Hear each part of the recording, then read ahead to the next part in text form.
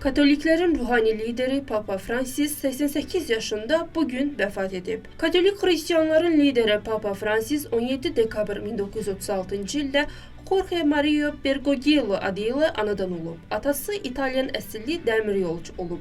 4 bacısı olan Papa dini təhsilə başlamazdan əvvəl kimyaçı olmaq istəyirdi.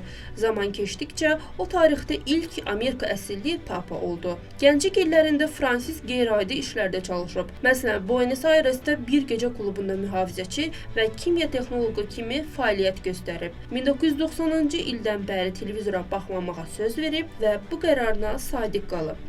Onun Papa seçilməsi 2013-cü il martın 13-də Sixtin Kapellasının bacasından qalxan ağ tüstü ilə dünyaya elan edilib. 2 günlük qısa seçim prosesindən sonra 115 kardinal arasından seçilib. Hər bir Papa papalığa seçildikdən sonra özünə bir ad seçir. Papa Fransis müqəddəs Fransaya isnad edərək bu adı seçən ilk Papa olub. Eyni zamanda LGBT mövzusunda kiməm ki mühakimə edim ifadəsi ilə yadda qalan və bu onun tolerantlıq və anlayışı verdiyi önəmi göstərən bir Papa olub. Papa Fransis sosial bərabərsizliklərə də qarşı çıxması ilə tanınıb. Var-dövlətin və mülkün ədalətsiz bölüşdürülməsi elə bir ictimai günah yaradır ki, cənnət göz yaşı tökür və bir çox qardaşlarımıza layiq olduqları kimi yaşamağa mane olur deyib.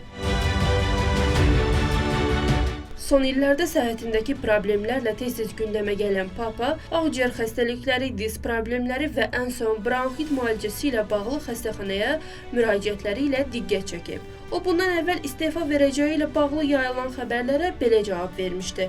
Əgər bir gün zəifləsəm, 16-cı Benedikt kimi davranacam. Əgər Tanrı mənə bir işarə versə, mən bunu da edəcəm.